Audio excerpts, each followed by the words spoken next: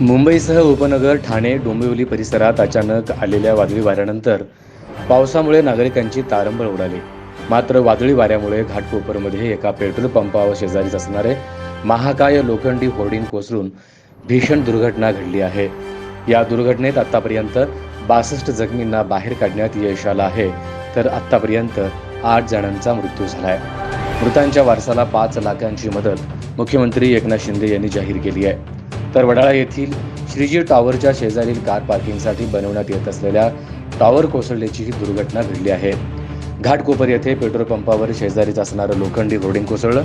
सायंकाळी 4:30च्या सुमारास ही घटना घडली असून होर्डिंग पेट्रोल पंपावर पडल्यामुळे पेट्रोल पंपाचे छत देखील कोसळले आहे.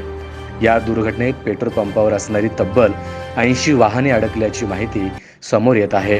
तसेच जवळपास 100हून अधिक लोक अडकल्याची माहिती असून रात्री 8 वाजेपर्यंत सदर होर्डिंग खालून 64 जणांना बाहेर काढण्यात आलं आहे.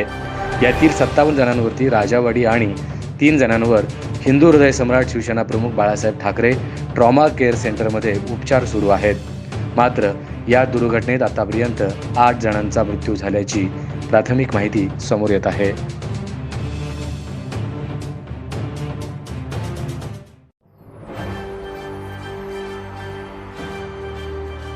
SB न्यूज चॅनलला लाईक करा, शेअर करा, सबस्क्राईब करा.